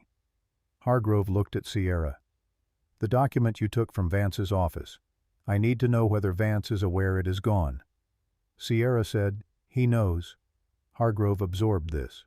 "Then he is either preparing to act to recover it, or he is preparing to decide that its loss changes his situation in a way that requires a different response entirely." He paused. "Which of those two things he chooses will matter considerably to how the next 24 hours unfold." Caleb thought about the voice he had heard through the closed door of the marshal's office the previous night, the flat, professional calm of a man giving and receiving instructions. "I understand. Before morning." "He was given instructions last night to move against us before morning," Caleb said. "He did not act on those instructions, which means either he chose not to or he was unable to." Hargrove looked at him. "Or he is still deciding," Sierra said quietly. All three of them sat with that for a moment. Then Hargrove stood and gathered the documents and put them in his folio with the care of someone handling irreplaceable things because they were, and he straightened his jacket and picked up his pen, and his measured professional composure settled back around him like a coat that fit well from long wearing. "Go," he said. They went. They came out of the courthouse side entrance into the morning light of Silver Rock and stood for a moment on the Calle del Norte with the town around them and the warrant now signed and the documents now in Hargrove's folio and the thing that had been building for 15 years now finally, irrevocably set in motion. Sierra was looking at the street. Her face was very still. Caleb looked at her and thought about a woman in Santa Fe 20 years ago trying to file a complaint at a courthouse where a clerk turned her away while a young associate watched and said nothing. He thought about the distance between that morning and this one and all the years of work and loss that filled the space between them. He thought about a leather pouch carried across a desert by a woman who had learned to carry it from the woman who had spent her life filling it. "She would have wanted to know," he said. Sierra looked at him. "That Hargrove was there that day, that he remembered her, that he is the one who signed the warrant." He paused. "She would have wanted to know that." Sierra was quiet for a moment. Something moved across her face that was not quite grief and not quite relief, and was perhaps the particular expression of a person who has been carrying someone else's unfinished work for a long time and has just taken the last step toward finishing it and does not yet know what that will feel like when there is time to feel it. "Yes," she said, "she would have." They moved off the Calle del Norte and back into the side streets of Silver Rock, and the morning continued around them, and somewhere across town a sealed envelope was being delivered to a senator's lodgings, and the reckoning that 15 years of careful, dangerous work had been building toward was finally at last and past the point of being stopped underway. They did not go back to Beaumont's house. Hargrove had told them not to return to where they had slept, and that instruction had the quality of advice from a man who had seen enough of how things went wrong to understand the specific ways they went wrong in a town where the marshal had eyes in most of the places that mattered. Instead, they moved through the Mexican Quarter to a small adobe that Sierra knew from a previous visit, a widow named Cordelia Reyes, who had been a friend of her mother's, and who opened the door without surprise and without questions, and led them to a back room that smelled of dried chiles and old wood, and offered 2 chairs and a window that looked out on a walled garden where a single fig tree held its last leaves against the autumn cold. Cordelia brought coffee and left them alone. They sat in the 2 chairs in the back room of Cordelia's house and listened to Silver Rock go about the second half of its morning, and they waited. Caleb watched Sierra. She had held herself at a sustained level of controlled tension for 3 days since before the gulch he suspected, since before he had ever entered the picture. The kind of tension that does not announce itself because the person carrying it has learned to wear it the way they wear their clothing, so close and so constant that it has become invisible even to them. Now, in the stillness of Cordelia's back room, with the warrant signed and the documents in Hargrove's folio and the immediate task accomplished, some of that tension had released, not disappeared, but settled the way a wound eases slightly once the thing causing it has been addressed. She was looking at her hands in her lap. The leather pouch was on the table between them for the first time since he had known her, not held against her body, just sitting on the table like an ordinary object, which it now was in a sense. Its contents were in Hargrove's possession. Its purpose had been delivered. The 15 years of her mother's work had arrived at the place they had been traveling toward for 15 years, and the pouch itself was now simply a worn piece of leather with a drawstring, a container that had held something important, and now held only the echo of what it had carried. He thought she might speak. She did not for a long time. When she did, it was not about Hargrove or the warrant or Fitch or any of the things that had occupied every waking hour for 3 days. "She never told me it would feel like this," Sierra said. He waited. "I always imagined that getting to this point would feel like something resolving, like a note finally reaching the end of a phrase." She looked at the pouch on the table. "It does not feel like that. It feels like standing in a room after furniture you have lived around your whole life has been removed. You know the room is larger now. You know that is good. But all you can see are the marks on the floor where the heavy things used to stand." Caleb said nothing for a moment. "What was she like?" he said. "Your mother." Sierra looked up slightly surprised, as though the question had arrived from an unexpected direction.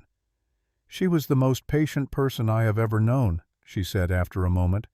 "Not passive, patient in the way that a river is patient. Persistent, moving around every obstacle without becoming the obstacle." She paused. She laughed easily. That surprised people who knew about the work she was doing. They expected someone grave and careful at all times. But she laughed at small things, unexpected things. A bird doing something peculiar. A child's logic applied to an adult problem. She found the world genuinely funny, even when it was also genuinely terrible, and I never fully understood how she managed to hold both of those things at once. "She must have been remarkable," Caleb said. "She was ordinary," Sierra said. "That is what I want people to understand.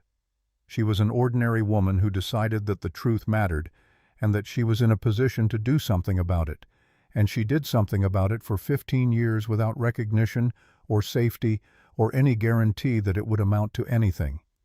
She was ordinary the way most people who do necessary things are ordinary." She looked at him. "That is not a lesser thing. That is the whole thing." Caleb was quiet. He had no words that would improve on what she had just said.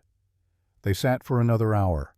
Then Cordelia knocked on the back room door and came in with an expression that combined concern and a specific kind of composure that suggested she had lived long enough to have received bad news in enough different forms that she had learned how to carry it in her face without letting it break. "There is a boy outside," she said.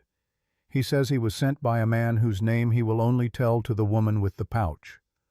Caleb was on his feet before Cordelia finished the sentence. Sierra rose more slowly, picking up the leather pouch from the table with the automatic movement of long habit, and they went to the front of the house where a boy of perhaps 12 was standing in the doorway with the deliberate stillness of someone who has been given important instructions and is concentrating on executing them correctly. He looked at Sierra. "Calloway," he said. "He says to come to the courthouse. Side door. Now." Caleb looked at Sierra. She was already moving toward the door. The side corridor of the courthouse had a different quality in the late morning than it had in the early morning. The light was higher and more direct, and the ordinary sounds of a working building had replaced the emptiness of the early hours. Two clerks moved past them in the corridor with the purposeful, unseeing quality of people accustomed to seeing unusual things in official spaces and having learned that not seeing them was the more professionally prudent response. Calloway was in the conference room. He was standing at the window that looked out on the courtyard, and he did not turn when they came in, and his posture had the quality of a man who has been in that position for some time and has been using the view of the courtyard to organize thoughts that required organizing. He turned when the door closed. He looked different than he had in Dustfall. Something in his face had shifted, not dramatically, but in the way a face shifts when a person has made a decision that cannot be unmade and has arrived at the specific calm of someone on the far side of a significant choice. "Fitch received the warrant an hour ago," he said. "What was his response?" Caleb said. "His lawyers arrived at the courthouse within 20 minutes. Calloway paused. "Which means he had them in Silver Rock already, which means he anticipated the possibility of legal action and prepared for it." He moved away from the window. "They are filing a motion to challenge the warrant on jurisdictional grounds. The argument is that Hargrove, as a circuit judge rather than a resident territorial judge, does not have standing to compel the appearance of a sitting United States senator." "Is that argument valid?" Sierra said. "His lawyers believe it will delay proceedings by at least several days.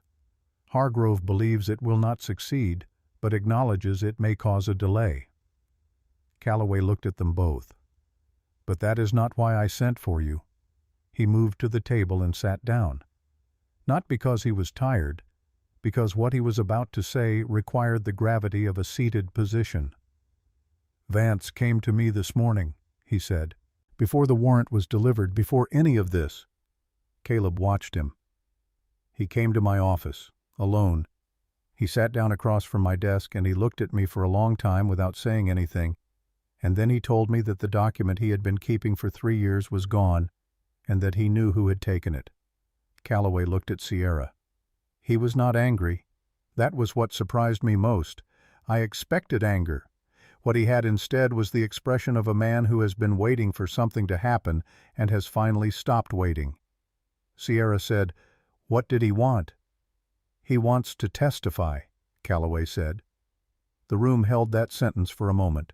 "He told me he has been carrying the weight of what he did for 3 years. He told me he began with genuine intention, and he ended in a place he would not have believed himself capable of reaching, and that he has spent every day since the Crail order understanding with increasing clarity that there is no version of the future in which he avoids accounting for what he chose." Calloway paused. "He told me he is aware that his testimony will result in charges against himself. He said he is prepared for that."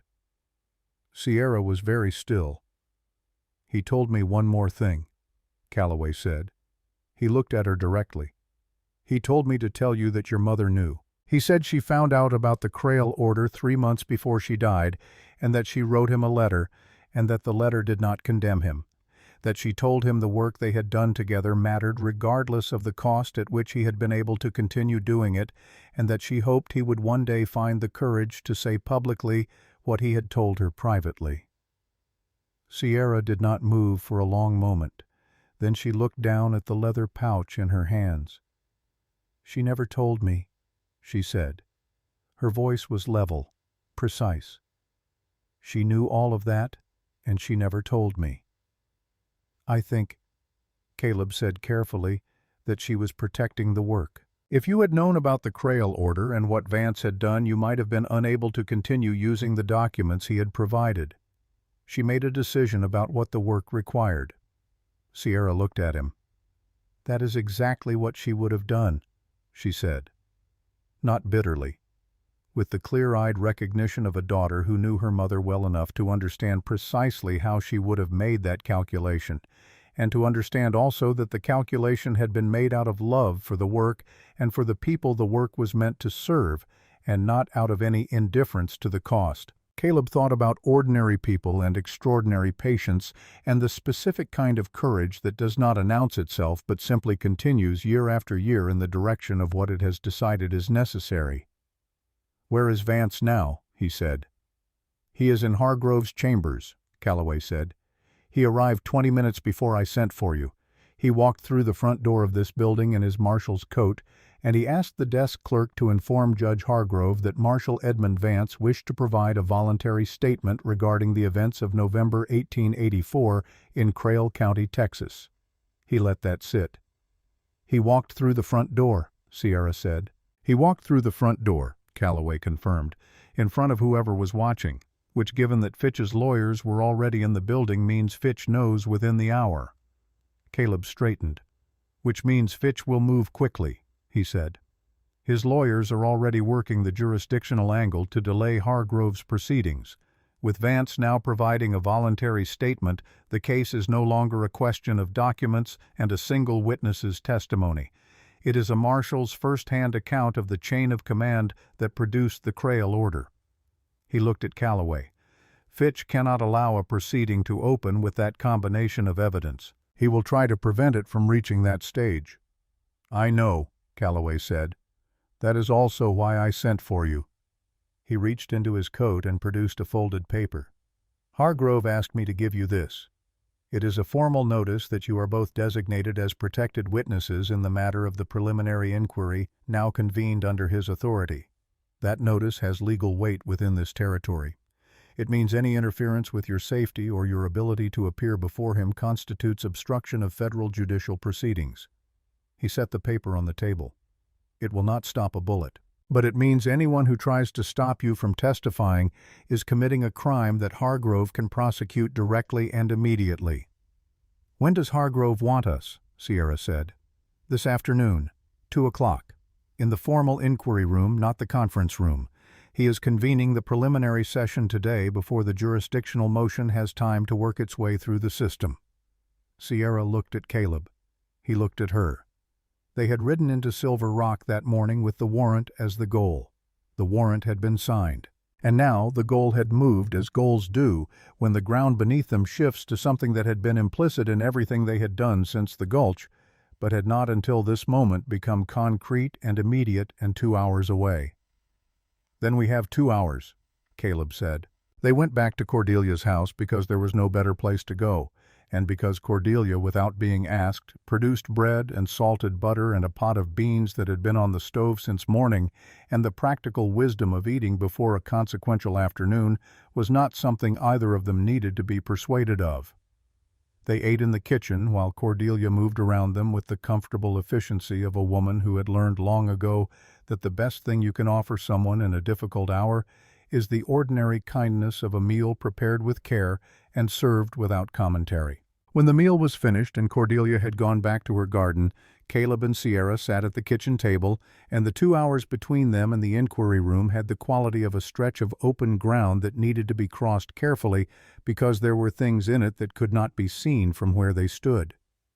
"Tell me what you are thinking about," Sierra said. He looked at her. It was not a question he was accustomed to being asked.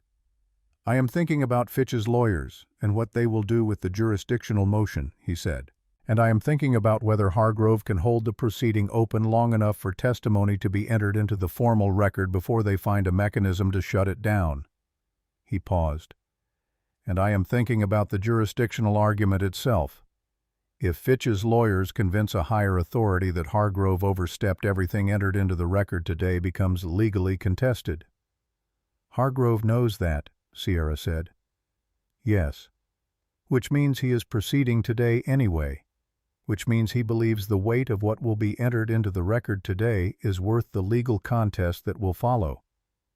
Sierra said, "And what else are you thinking about?" He looked at her for a moment. "I am thinking about what happens after today," he said, "which I have not let myself think about until now." She was quiet, waiting. "I have been moving toward this for 3 days without a picture of what exists on the other side of it," he said. "For 3 years before that I had nothing on the other side of anything. I woke up and I got through the day and I went to sleep and I woke up again. That was the whole of it." He looked at the kitchen table at the grain of the wood worn smooth by years of use. "I do not know how to have something worth moving toward after the moving is done." Sierra said, "You learn it the same way you learned everything else worth knowing. By doing it badly at first and continuing anyway. He looked at her. Something in her face was different than it had been at any point in the 3 days he had known her. The measuring quality was still there. It was constitutive of her. It was how she engaged with the world. But it was accompanied now by something else, a warmth that had been present perhaps since the stable, but was only now fully visible in the good light of Cordelia's kitchen. The warmth of someone who has decided to let something be seen that they have been carefully not showing. "I told you in Dustfall that I might stay in Silver Rock," she said, "that there were children in the reservation who needed teachers." She looked at him. "I was not speaking hypothetically." "I know," he said, "and I told you that Bin Thung was what I wanted, that I had never had it." "I know that too." "What I did not tell you," she said, "is that an ordinary life is not something a person has alone. An ordinary life was what I wanted. It is something a person builds with someone else over time in a specific place through the accumulation of ordinary days." She looked at him steadily. "I have not told you that, because until this morning I did not know whether we would both be alive this afternoon, and I did not want to put something like that into the air where it could not be taken back if one of us did not survive the day." Caleb said nothing for a moment. The kitchen was quiet around them. Outside in the garden a bird called once from the fig tree and was answered by another bird somewhere beyond the wall. "We are going to survive the afternoon," he said. "I believe that," she said, "but I wanted to say it while I still could, before we walk into that building." He reached across the table and put his hand over hers on the leather pouch that sat between them. His hand was large and calloused, and she turned hers over beneath it and held it with the simple directness of someone who has decided that honest things deserve to be done honestly and without excessive ceremony. They stayed that way for a moment. Then she withdrew her hand and stood and straightened her dress and picked up the leather pouch. 2:00, she said. 2:00, he said. They walked to the courthouse together through the afternoon streets of Silver Rock side by side, not touching, moving at the pace of two people with somewhere deliberate to be and the resolution to get there without apology. The formal inquiry room of the Silver Rock courthouse was smaller than its name implied. 6 rows of bench seating for observers. A raised bench at the front for the judge, a table to the left for the presenting party, and a table to the right for the respondent.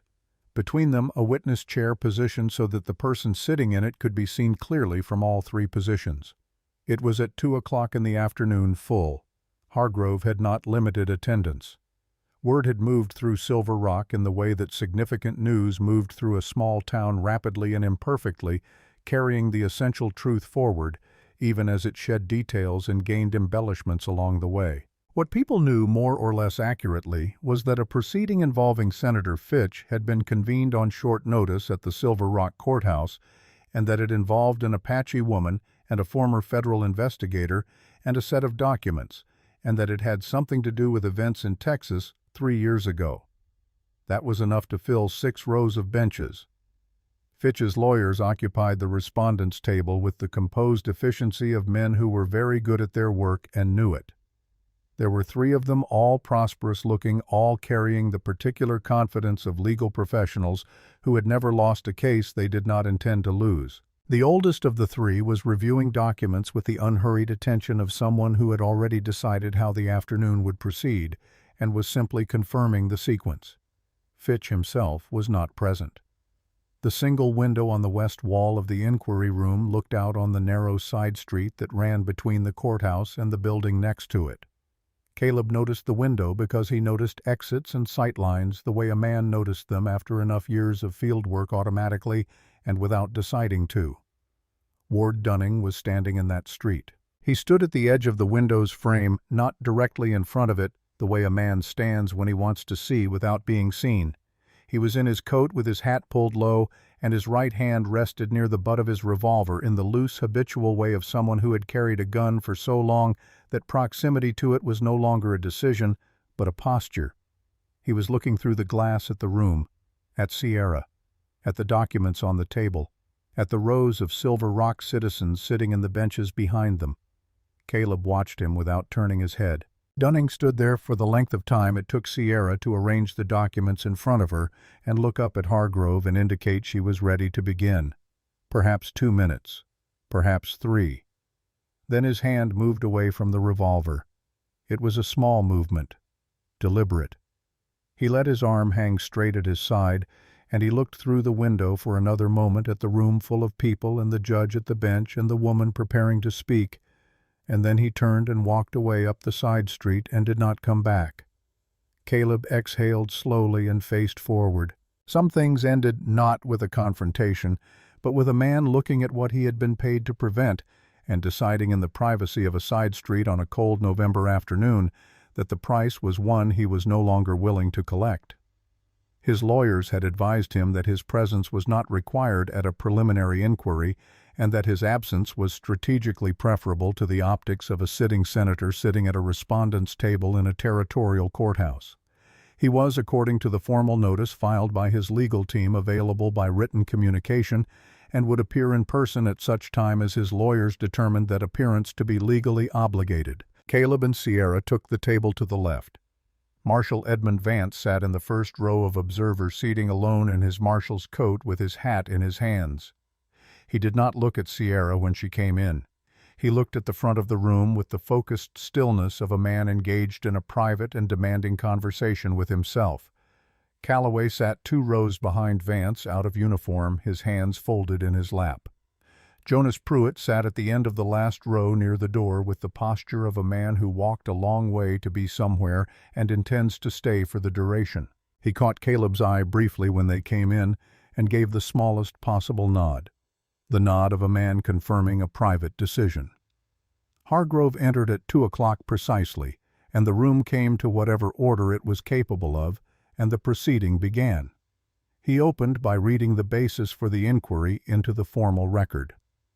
The land transfer irregularities, the diversion of federal appropriations, the modification of official military orders, the events of November 1884 in Creel County, Texas. He read the relevant sections from the documents Sierra had provided. He did this in the measured cadence of a man who understood that the official record of this proceeding might outlast everyone in the room and deserved to be created with that permanence in mind. Fitch's lead lawyer rose before Hargrove had finished reading and submitted the jurisdictional motion in the formal terms it had been drafted, in a dense and technically precise argument about the boundaries of circuit court authority in relation to federal elected officials in non-resident jurisdictions. He delivered it competently and without excess, the delivery of a man who knew the motion was a delay tactic and expected Hargrove to know it too, and was not bothering to pretend otherwise. Hargrove acknowledged the motion, noted it for the record, and said he would rule on it at the conclusion of the day's testimony. He then turned to the presenting table and asked Sierra to speak. She stood. She did not read from notes. She had not prepared remarks in the conventional sense. What she had prepared was the truth organized in the order that she had determined over 3 days of movement and danger, and the accumulated years before them made it most comprehensible to a person hearing it for the first time. She spoke for 40 minutes. She described her mother's work. She described the documents and how they had been obtained and what they showed. She described the specific chain of decisions that had led from the land transfers of the late 1870s to the appropriation diversions to the Creel Order of November 1884. She described each step in the language of evidence, specific names and dates and figures, and the relationships between them. But she also described it in the language of consequence, what it had meant for the people whose land had been taken, whose resources had been diverted, whose family members had died under military orders issued against people traveling legally. She described 9 people. She gave their names. She described who they had been, where they had been going, what they had been carrying, what they had left behind. She spoke of them as individuals, rather than as a number, and the room which had been the ordinary room of a legal proceeding became something else. For those minutes became a place where 9 people who had been absent from any official accounting for 3 years were present and named and counted. When she sat down, the room was very quiet. Hargrove asked Caleb to speak. Caleb stood and gave his testimony in the flat, precise language he had used in his written statement, the language of a man who has decided that the most honest thing he can offer is the plainest possible account of what he saw and what he did and what he failed to do. He named the date. He named the office. He described the document and the signature he had observed. He described his decision to wait and the consequences of that decision. He did not elaborate on the consequences. He had described them with sufficient specificity in Sierra's testimony through the names she had given, and he was not willing to use those names again as evidence of his own contrition. When he sat down, Hargrove asked if the presenting witnesses wished to call any additional testimony. Sierra said yes. Vance stood from the first row of observer seating and walked to the witness chair. He sat down in it with the posture of a man who has walked to a place he has been avoiding for 3 years and has arrived with something that is not relief exactly, but is the functional equivalent, the specific physical experience of no longer having to walk away from where you are going. Hargrove administered the oath. Vance looked out at the room. His eyes found Sierra briefly, and something passed between them that was not a communication in any conventional sense, but was perhaps an acknowledgement, the acknowledgement of two people who have been connected through a third person who is no longer present and are meeting directly for the first time on the far side of everything that connection had cost. Then he turned to Hargrove and began to speak. He spoke for 30 minutes. He described his role. He described his awareness of Fitch's operations and the decision he had made to help document them from the inside. He described the moment Fitch had confronted him with evidence of that documentation and the choice he had been given. He described signing the Crail order. He described living with that signature for 3 years while continuing to provide what documentation he could to Margaret Eaglecroft, whom he named by her full name and described in terms that made clear to anyone listening that his feelings about her work and about her loss were neither professional nor detached. He described the letter she had sent him 3 months before she died. He did not read from it. He described its substance and the quality of its language and what it had meant to receive it from a woman who had every reason to condemn him, a letter that did not condemn him. Fitch's lead lawyer rose twice during Vance's testimony with objections that Hargrove sustained once and overruled once. The second overruling on the question of whether Vance's account of the Crail order's chain of command was within the scope of the inquiry was delivered by Hargrove with a brevity that made clear he found the objection unpersuasive and did not intend to entertain similar ones. When Vance finished and returned to his seat, Hargrove ruled on the jurisdictional motion. He denied it. His ruling was 3 sentences. The Circuit Court's jurisdiction over preliminary inquiries into federal officials operating within the territorial boundaries was established by statute and had been consistently upheld in prior proceedings. The motion presented no new legal argument sufficient to disturb that established precedent. The motion was denied, and the record of today's testimony would stand as formally entered. Fitch's lead lawyer gathered his papers with the composed efficiency of a man preparing to move to the next stage of a contest he was not finished with. His expression said nothing. His hands said the same thing. Hargrove set down his pen and looked out at the room. The testimony entered into the record today, he said, establishes sufficient grounds for a formal proceeding. I am issuing a summons requiring the appearance of Senator Harlan Fitch before this court within 10 days to respond to the evidence presented. The warrant of examination issued this morning remains in effect and has been supplemented by today's record. A copy of the full record will be transmitted to the Office of the United States Attorney for this territory by courier before nightfall today. He paused. This proceeding is adjourned. The room released itself from the particular stillness of formal attention into the particular noise of a group of people all needing to process what they had just heard. The sound was not loud. It was the sound of dozens of small conversations beginning at once, the sound of a community of people digesting a truth that was going to change how they understood where they lived and who had been governing them. Caleb sat at the table and did not move for a moment. He was aware of Sierra beside him, also still. He was aware of Vance in the front row, sitting with his hat in his hand, staring at the floor. He was aware of Calloway moving toward the door with the particular movement of a man who has given what he came to give, and now needs air. He was aware of Jonas Pruitt still at the back of the room, not moving, looking at Sierra with the expression of a man watching something he had needed to see for a very long time. Fitch was not in the room. Fitch had not been in the room, but Fitch was in the record now by name, in testimony sworn, and entered in documents that had been transmitted to the U.S. Attorney's Office. The legal contest that would follow would be long and expensive, and Fitch's lawyers would make it as difficult as their considerable skill allowed. That was certain. But the name was in the record. The 9 names were in the record. Margaret Eaglecroft's 15 years of work was in the record. And the record, unlike the people who had made it, was not something that could be removed from a post in the desert and left for the scavengers to find.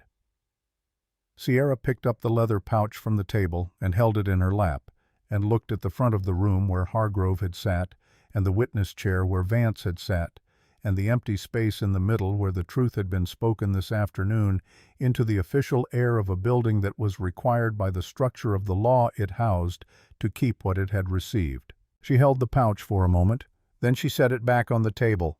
It was lighter than it had been, not because anything had been removed from it, because what had been inside it for 15 years had been delivered finally and irreversibly to the place it had been traveling toward all along. 3 weeks later, on a morning in early November, when the first snow of the season had dusted the tops of the mountains above Silver Rock, and the air had the clean, sharp quality of a new beginning.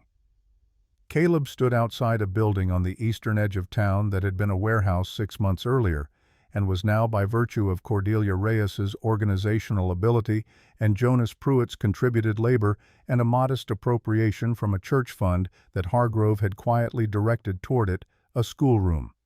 It had 6 windows, a wood stove, 12 chairs arranged around 3 low tables, a board on the wall that Sierra had painted black and was using to teach letters to the 7 children who came every morning from the reservation riding in with their families, or walking the 2 miles along the road that connected the reservation boundary to the edge of Silver Rock, arriving before 8 and staying until noon, and going home with a small meal that Cordelia organized and that Jonas contributed to without being asked. Caleb stood outside with a cup of coffee and listened to the sound of Sierra's voice through the nearest window, reading aloud from a book. He did not recognize her voice, carrying the particular quality it had when she was doing something that did not require any of the careful, controlled energy she expended on everything else. Easy, unhurried, present. Senator Harlan Fitch had 11 days earlier appeared before Hargrove's court with his lawyers, and a motion to dismiss that had taken 3 days to argue and had not succeeded. The formal proceeding was scheduled for the spring. Fitch's lawyers had filed appeals with 2 higher courts, both of which were being reviewed. The contest, as Caleb had known it would be, was long. But it was in the courts now. It was in the official record. It was being contested through the mechanisms that had been built, however imperfectly, for exactly that purpose. And the U.S. Attorney's Office, which had received the full record by courier on the evening of the inquiry, had opened its own investigation 3 days later. Vance had resigned as marshal and was living in a rented room in Silver Rock, cooperating with both Hargrove's proceeding and the U.S. Attorney's investigation, appearing when asked, and providing what was requested without complaint or negotiation. He had aged visibly in 3 weeks. He also looked in some quality that Caleb found difficult to name precisely lighter. The specific lightness of a man who has put down something very heavy and is learning with difficulty and with something that might eventually become grace to walk without it. Calloway had relocated his wife and daughter to a town in Colorado and was in the process of determining what shape his life would take in the aftermath of the choices he had made. He had written to Caleb once a brief letter that said only that his daughter had asked him at supper last week whether he was proud of himself, and that he had been able to answer her, and that this was the first time in 10 years that had been true. Ward Dunning had left Silver Rock the morning after the inquiry and had not been seen since. A month later, Jonas would receive an unsigned envelope containing a sum of money and no explanation. Jonas would use it to buy a second stove for the schoolroom. The sound of Sierra's voice through the window stopped, replaced by the sound of children responding to a question all at once in the overlapping, enthusiastic way of children who have not yet learned to be self-conscious about being heard. The door of the schoolroom opened, and Sierra came out into the cold morning air, pulling her coat around her, and came to stand beside Caleb with the unself-conscious ease of someone who has become accustomed to a person's presence and no longer requires any particular occasion to stand next to them. She looked at the mountains above Silver Rock, white-capped, now the snow catching the morning light. "Jonas is bringing more wood this afternoon," she said. "I know. I told him I would help stack it." She looked at him. "You are becoming useful," she said. "I told you I was a slow learner." Something moved in her expression that was not quite a smile, and was better than one. The specific expression of a person allowing themselves to be happy about a small thing in the middle of a complicated life, the expression of someone who has learned or is learning that the small things are not lesser than the large ones, but are in fact the substance of which the large ones are made. She went back inside. Caleb stood in the cold morning outside the schoolroom and drank his coffee and listened to the sound of her voice beginning again through the window, reading steady and unhurried in the direction of 7 children who had come 2 miles through a cold November morning to learn something that no one had yet taken from them. The mountains above Silver Rock held their new snow against the clean blue sky. The morning continued.